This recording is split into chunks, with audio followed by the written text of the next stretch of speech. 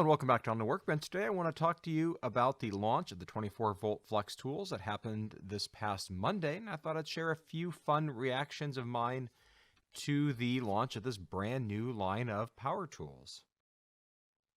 So first, let's talk a little bit about what we saw. First thing that comes to mind was basically an extended length commercial, infomercial, or what you will. And they had a series of head-to-head tool tests. I think a lot of us enjoy watching tool tests here on YouTube. And so we can at least appreciate that to some degree, and every single time, Flex wins. I'm not sure if you expected them to show their own tools losing, so that was really no surprise. That was kind of what I expected. They then tested the tools against a leading tool brand. In this case, they were all Milwaukee tools. There seems to be some form of an obsession with Milwaukee. When there are other tool brands that are leaders in other corners of the market, they painted them white, trying to be somewhat neutral about what tool they're comparing to. But this made me think of something else that I've seen in the past, whether it's the Milwaukee New Product Symposium or the Milwaukee Pipeline event, that a lot of this was very similar to this, that we've seen similar sorts of press events like this in the past, and that's what this was. Let's just call a spade a spade. And so if you take this Milwaukee Pipeline slide here, we can simply reword it, and it would look like this, and this is basically what we saw. So, it's kind of what I was expecting, more or less. I think some of the tests and the pomp and circumstance was a little bit excessive. You know, there's a lot to be said about that, but I'm going to leave the presentation of that to other folks on YouTube that have talked about that in extent. So, let's talk about what I think was the good in this lineup here. I think the first thing that stands out were the battery platform. This is what supports the entire line of tools, what's out today and what will be out in the future. And the fact that they've got 4 different sizes of batteries, going from 2.5 to 12. Now, let's face it, for a basic drill driver, impact driver, you're looking at practically only going to be using that 2.5 battery, maybe the 5. And other bigger things like a circular saw, you might be able to go up to the 12 amp hour battery, but I think that 12 amp hour battery to me represents a lot more about what could come in the future and what might come in the future, more so than what is out today. So I think there's a little bit of an excitement there for what could come, and I'm trying to see, well, what's next? And I also have to say that green status gauge on the side, it's different, it's novel, it's interesting. And the black and gray color pattern with that green stripe, it's probably not what I would have predicted. I would have thought they would have stuck with the traditional flex red, but, I'm okay with it. It's a novel color pattern that'll make it stick out. The only other black and gray-ish tools that we've seen were the 18-volt Porter cable, which are now discontinued, and otherwise there was the Panasonic line of tools, which I think has largely disappeared as well from North America. So something else that I think is good, there was the push-button eject, bit of, we'll call it innovation, if you will, on the impact driver. So something I wasn't expecting. I think this is something that's at least novel. I'm not sure if this is something that will be useful to everyone or how well this will last on the tool. Will this still work just as well after 3 years as it does on day 1? I don't know. If you work up on scaffolding or up high or a place where you need tethered tools, the idea that you could accidentally drop a bit just by accidentally pressing a button probably is not very appealing. And I would think that for a certain segment of tool users that actually could be to their detriment. But nonetheless, I still appreciate tool innovation where I see it. Something new and something that some folks may appreciate. I'm open to it. I'm curious where this will go. Things that are new like this. Intriguing. Something else I thought was good, on their multi-tool, they brought out the Starlock system. I think there's a lot to be said for the industry trying to standardize around at least one platform. I mean, right now there's 2. Basically, with the Starlock that was introduced by Bosch a couple years ago, and then I don't know if we call it the standard pattern, if you will, that's used by almost every other brand. That's not quite as quick of a change as the Starlock, although Stanley Black & Decker has on their DeWalt tools a pretty nifty system for how to use the other system of blades. I suspect there's some patents around that system, and that's where the Starlock system comes into play. The biggest issue here I see is the price of the blades that are Starlock compatible. But the more brands that can embrace the Starlock technology, I think we're going to see blade price come down significantly for those blades. Another bit of a good for this lineup were at least the specialty tools in the area around drywall, with a mud mixer, a cutout saw, and a drywall screw gun. This was kind of the only niche area where they had a series of specialty tools that were out at launch, which I can applaud. I think they need to do more of this in other specialty areas, and a lot of this is about the hype and building for the future, and this was at least a good place to start. I was kind of surprised the mud mixer came out quite so quickly, but, I think it's a good place to start, and I can appreciate that.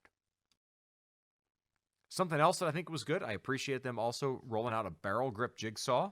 Not everyone likes a barrel grip jigsaw, but the fact that they did roll one out, I appreciate. But there's still one big unanswered question to me about their barrel grip jigsaw. Does the Collins coping foot actually work on this?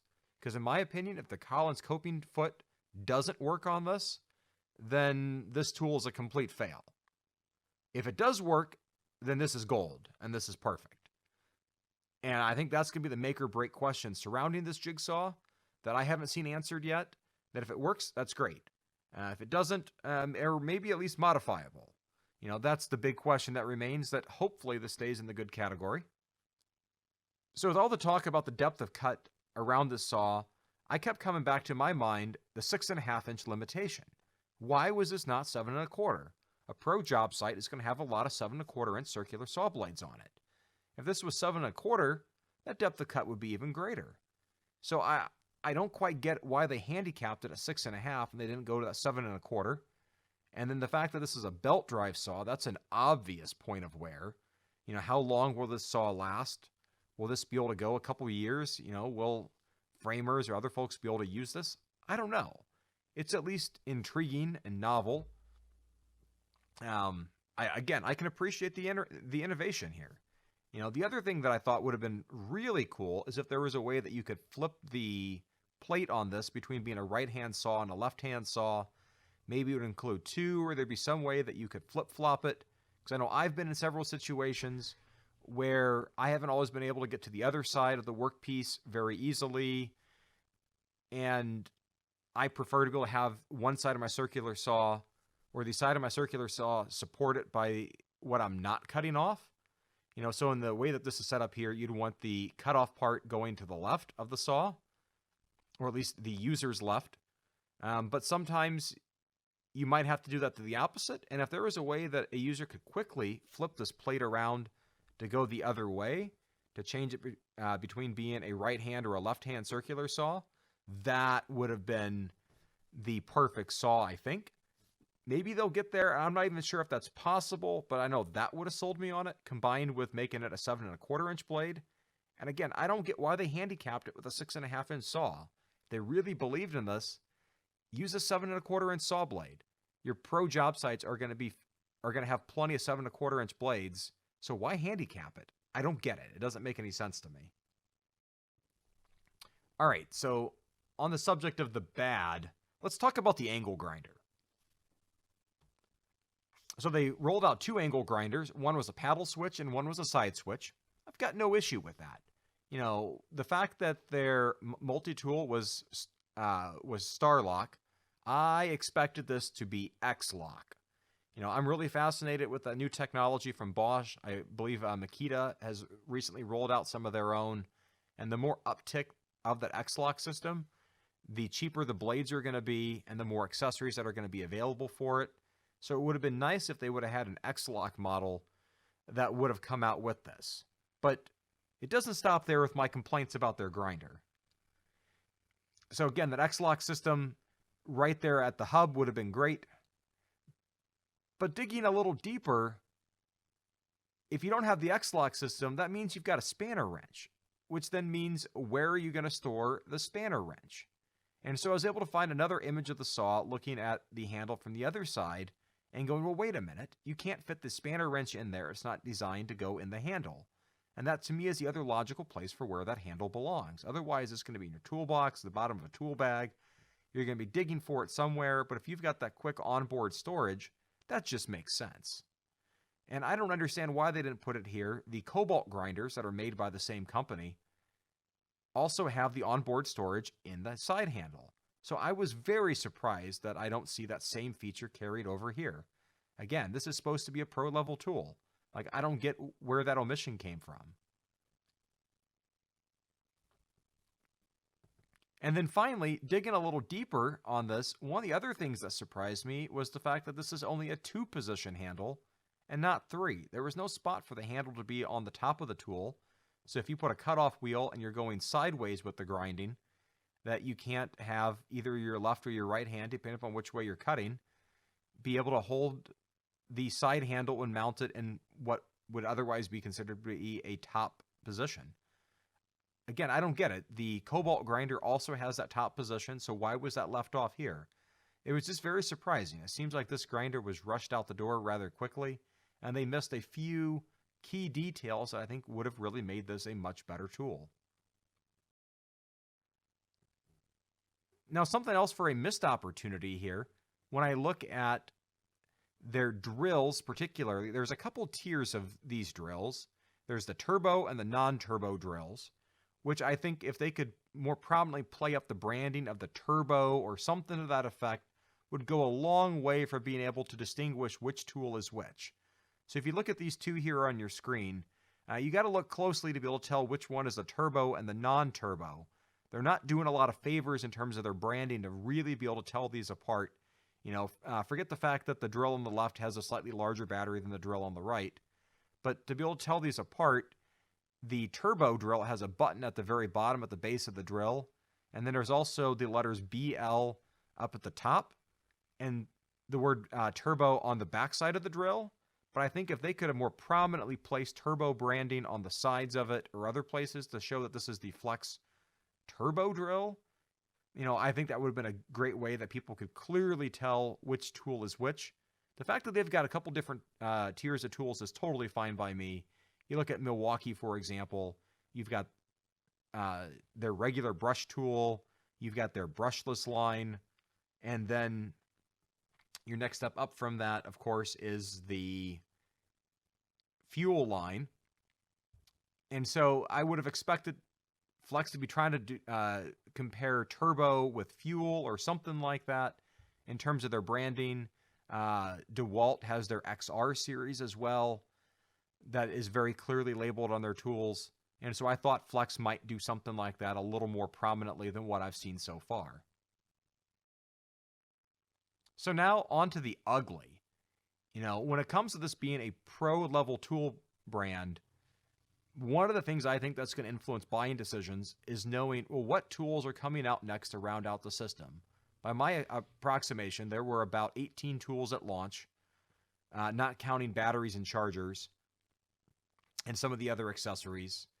Whereas if you look at DeWalt, if you look at Makita, or you look at Hitachi, or I'm sorry, Metabo HPT, that there's a lot more tools in those other lines, or Milwaukee, that any person who's advancing in their skills, that is deeper into a trade, a profession, finds a new problem, there's a tool ready and waiting in those lineups to be able to solve quite a few problems. And so while Flex has, we'll call it some core tools here at launch, a couple specialty tools, that there's a lot of areas that I think today's professional would look at this line and go, it's woefully incomplete. And to buy into this line without a more complete line of tools is going to be short-sighted. That I think most of the professionals that I know, they've got one or two key tools that is what they make their money on. And then their tool selection and lineup is worked backwards from those tools into what lines support those tools that makes them their bread and the butter. And Flex has nothing unique in that category yet. I mean, maybe you could say it's the mud mixer. Maybe. But that's about it. And I think that's really where where there's some big red flags for me with Flex. And so when it comes to that complete tool lineup, you know, just some of the ones that come to mind here, you've got a caulk gun, a miter saw, not even a corded miter saw. Like the DeWalt FlexVolt version can be cordless or corded, which I think was a brilliant move by DeWalt. DeWalt also has their 20-volt saw as well, also missing a cordless bandsaw. It's interesting that the Masterforce line that's manufactured by the same company that makes Flex does have a cordless bandsaw in its lineup. And, for plumbers or commercial framers or electricians or at least commercial electricians, having a bandsaw is an essential tool. And to not have that tool is really kneecapping themselves on where this supposed line of professional tools can go. And then I think the big elephant in the room to me was the lack of a nailer. That every single professional power tool brand out in 2021 has at least one or more cordless nailers. The lack of any cordless nailers blew me away. And that on its own is very concerning to me, that the only other major line I can think of without a set of cordless nailers is the Cobalt line, as well as the Masterforce line and Black & Decker. But if you look at DeWalt, Makita, and Milwaukee, or Rigid, or Metabo HPT, they've all got multiple cordless nailers in their lineup. And to not see that at all, I thought was just shocking to me. Or even other things we're missing, like, what about a cordless router? Almost every brand's come out with their routers these days, and that's missing as well. And so I hope this gap will fill in over time. But there's other things, like what about PEX tools? There's a lot more specialty tools that are potentially out there that this line has not touched on or given a roadmap for where they're headed. And if you're professional in one of those areas that might need one of those tools, it's hard to be thinking about this if there are none of these other tools that are out there, at least yet. And at what point can this line be taken seriously with which tools? The obvious starting point is releasing a series of nailers, and then probably a cordless bandsaw, and in my opinion, a caulk gun. I know that's probably a controversial opinion about a caulk gun being an essential tool in this area, but in my opinion, it goes nailer, and then it goes cordless bandsaw, and it goes caulk gun. Or maybe router than caulk gun, but those are essential. That just blows me away that there was no nailer in the lineup. So, a few pieces of advice and my parting thoughts after I've thought about this for a bit. Thinking about the pricing strategy at Lowe's. Lowe's is notorious with a roll out a new product, and it'll sit out and cook for a while. Sometimes it even sits in the top stock for a while before it's actually brought out to the shelf with that yellow new lower price sticker. We know that yellow sticker is going to come at some point. Every tool has had that applied to it at some point or another. We know it's going to come for these Flex tools. And so I would wait until there's a new lower price and there's some form of other sale or other deal that goes with this. It'll be interesting to see what other kinds of deals get put together. A buy more, save more, buy one, get one. Whatever it is, we know there's going to be some form of promotion like that. Every brand does that. They haven't done it yet for these Flex tools, but we know it's coming. So don't buy it now. Wait until there's a sale available, unless you just want to sink money down the drain. It's fun to play with new tools, but, it's also good to be able to keep dollars in your own pocket. And so I think that right now, given what to me is a rather incomplete line of tools, is that you're buying this based on the faith in future tool launches, which, may or may not happen. If they were to say over the next 3, 4, 5, 6 quarters, here's the direction we're going. Okay, they don't have to give specs, but if they said that we're going to have, nailers in quarter 3 of 2021 and certain tools in these various time frames, that would go a long way towards inspiring that confidence. They're looking forward to bringing even more innovative products to you in 2022 and beyond. And the reason why I talk about confidence is the same manufacturer, Shervon, behind this Flex line.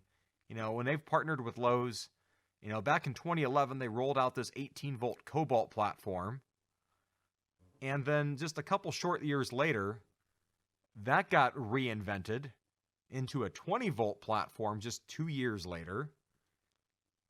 And then 3 years later, that got dropped for the 24-volt platform that we know today. And I think that, at least to me, that the Cobalt platform and the support that it enjoys now is largely because it finally stood some measure of test of time, that, you know, it outlasted that 2 to 3 years that we saw with the 18 and the 20 volt before it. And initially it launched the 24 volt. I was skeptical, going, well, what's next? How long is this going to last? And how many more tools are going to come out? I've bought into the Cobalt line personally, you know, and I've been very pleased with what's been coming out and what is currently available, you know. And then there, at least to me, there was the final tipping point was when those XTR tools came out a little over a year ago, that there was another level of commitment to that lineup. And when it comes to Flex, is that commitment there for the long haul? I don't know. I mean, I hope it is. You know, I hope that partnership between Shervon and Lowe's is there.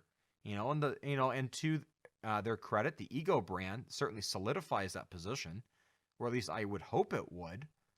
But looking back on the history here, you know, what I think it boils down to, just in a very quick summary, that while this might be their logo of Flex, it's what's next.